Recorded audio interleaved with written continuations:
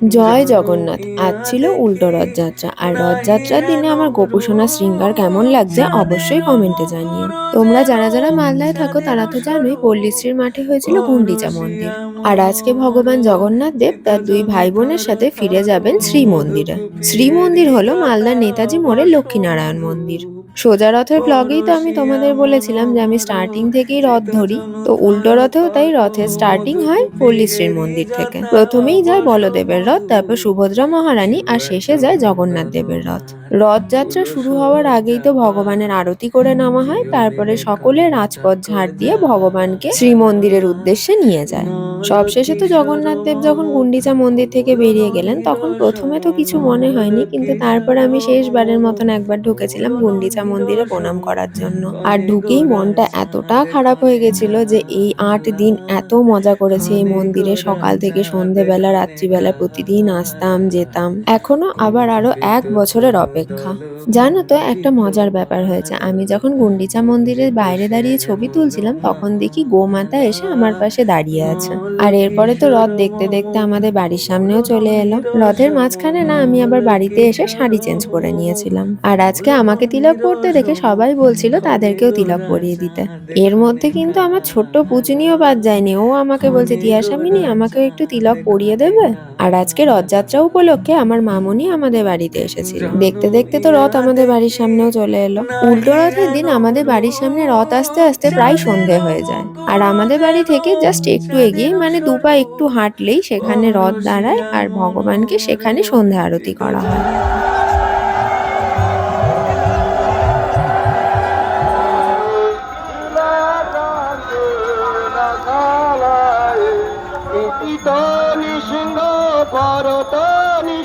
সোজা রথ তো আমাদের বাড়ির সামনেই বিকেল বেলা 4টা সাড়ে 4টা নাগাদই চলে আসে, কিন্তু উল্টো রথ আসতে প্রায় রাত্রি 7টা সাড়ে 7টা হয়ে যায়। আর এখানে পুচুনি আর মিষ্টিকে দেখছি জয় জগন্নাথ বলে নাচানাচি করছে।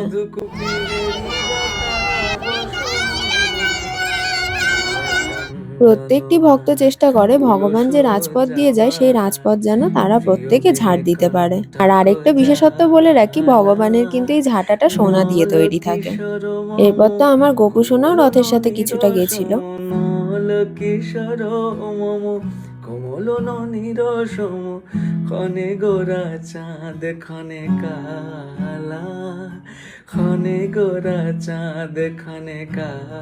এরপর তো জগন্নাথ দেবের রথও চলে এলো আমাদের বাড়ির সামনে দিয়ে। রথ যাবার পর আমি ভেবেছিলাম আর যাব না, আসলে আমার পা হঠাৎ করেই কেটে গেছিল। কিন্তু এই যে আমার সখীগণ, আমি যাব না বলেছি তো কি হয়েছে, ওরা জোর করে টেনে আমাকে শেষ পর্যন্ত নিয়ে গেছে। এখানে আমাকে দেখলে কে বলবে বলো তো আমার পায়ে ব্যথা, আমার নাকি পায়ে লেগেছে। সেই সমান তালে আমি আমাদের বাড়ি থেকে গুন্ডিচা মন্দির পর্যন্ত নাচতে নাচতে গেছি। তবে জানো তো একটা কথা না বললেই নয়, মনের ভ্রম বলো বা অন্ধবিশ্বাস বলো, ভগবানের রথের সাথে হাঁটতে হাঁটতে গেছি তো তাই জন্য আমার পায়ে ব্যথাটাও আর ফিল হয়নি। আর রাস্তায় যেতে যেতে তো একজন প্রভু বললেন, মাতাজি আপনাদের কয়েকটা ছবি তুলছি, ইস্কন মালদার পেজে আপলোড করব। হেরা পঞ্চমীর দিন যেদিন আমি যজ্ঞে বসেছিলাম সেই দিনে এই প্রভু আমার খুব সুন্দর সুন্দর কয়েকটা ছবি তুলে দিয়েছিলেন। আমি তো জানতামও না, পরে যখন দেখলাম ইস্কন মালদার পেজ থেকে আপলোড হয়েছে তখন তো ছবিগুলো দেখে আমার বেশ ভালো লেগেছে, আর প্রত্যেকটা ছবি খুব সুন্দর উঠেছিল। আর আমরা মেয়েরা তো একটু ছবি তুলতে বেশি ভালোবাসি, তাই আর কেউ নাও করিনি, আমরা সুন্দর সুন্দর পোজ দিয়ে ছবিও তুলেছি। আর এবার দেখতে দেখতে তো ভগবান পৌঁছেও গেলেন শ্রীমন্দিরে। শ্রীমন্দিরে পৌঁছানোর পর প্রথমে তো বলদেব, তারপর সুভদ্রা মহারানী, আর শেষে জগন্নাথ দেবের আরতি করে নেওয়া হলো। সোজা রথের দিন তো তোমরা দেখেইছিলে ভগবানকে নামানোর সময় কি সুন্দর নাচিয়ে নাচিয়ে নামায়। তো আজকের দিনেও ঠিক একইভাবে নাচিয়ে নাচিয়ে ভগবানকে শ্রীমন্দিরে নিয়ে যাওয়া হবে। ভক্তরা যেন ভগবানের দর্শন করতে পারেন সেই জন্য ভগবান তার নিজের মন্দির ছেড়ে রাজপথে নেমে আসেন ভক্তদের দর্শন দেওয়ার জন্য। আর জগন্নাথ দেব এতটাই করুণাময়, তিনি কাউকে বাদ রাখেন না। কথায় বলে জগন্নাথ দেবের রথের সাথে অনেক অশরীরীরাও যায়, যাতে তারা ঊর্ধ্বগতি প্রাপ্ত হয় তাদের উদ্দেশ্যে এই হাঁড়িটা দেওয়া হয়। এই হাঁড়ির মধ্যে যে মিশ্রণ থাকে সেটি তারা পান করে ঊর্ধ্বগতি প্রাপ্ত হয়। এরপর তো প্রথমে ভগবান সুদর্শন, তারপর বলদেব, তারপর সুভদ্রা মহারানী, আর শেষে জগন্নাথ দেবকে নিয়ে যাওয়া হবে।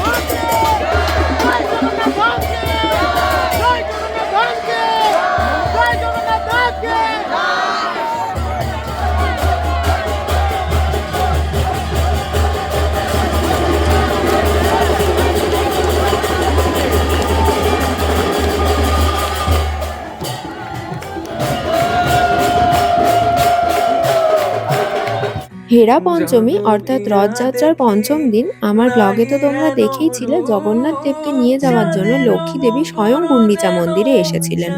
কারণ জগন্নাথ দেব লক্ষ্মী দেবীকে কথা দিয়েছিলেন যে ৩ দিনের মাথায় তিনি শ্রীমন্দিরে ফিরে আসবেন, কিন্তু ৫ দিন হওয়ার পরেও তিনি ফিরে যাননি। লক্ষ্মী দেবী যখন জগন্নাথ দেবকে নিতে আসেন গুন্ডিচা মন্দিরে, তখন গুন্ডিচা মন্দিরের ভক্তরা লক্ষ্মী দেবীকে ফিরিয়ে দেন, তারা জগন্নাথ দেবকে আর তার সাথে নিয়ে যেতে দেননি। তাই আজকে ৯ দিনের মাথায় যখন জগন্নাথ দেব শ্রীমন্দিরে এসেছেন, তখন লক্ষ্মী দেবী আর তার ভক্তরা জগন্নাথ দেবকে ঢুকতে দেবেন না। কারণ লক্ষ্মী দেবীর ভীষণ অভিমান হয়েছে জগন্নাথ দেবের ওপর। তাই লক্ষ্মী দেবীর ভক্তরা জগন্নাথ দেবের ভক্তের সাথে ঝগড়া করছে। এটা নিয়েও কিন্তু খুব সুন্দর একটা অনুষ্ঠান হয়েছিল উল্টো রথের দিন লক্ষ্মীনারায়ণ মন্দিরে। আর তোমরা যারা যারা হেরা পঞ্চমীর দিন দেখোনি কি হয়েছিল, আমি রিলেটেড ভিডিও সেকশনে দিয়ে দেবো, অবশ্যই দেখো, সেদিনের অনুষ্ঠানটা দেখতেও তোমাদের খুব ভালো লাগবে। এরপর জগন্নাথ দেব রসগোল্লা আর শাড়ি দিয়ে লক্ষ্মী দেবীর মানভঞ্জন করেন, তারপর তিনি শ্রীমন্দিরে ঢোকার অনুমতি পান। জগন্নাথ দেবের দেওয়া রসগোল্লা এখন সব ভক্তর মধ্যে ভাগ করে দেওয়া হচ্ছে। জগন্নাথ দেবের পোশাক পরিবর্তনের পর এবার তোমরা জগন্নাথ দেবের নতুন রূপ দর্শন করো।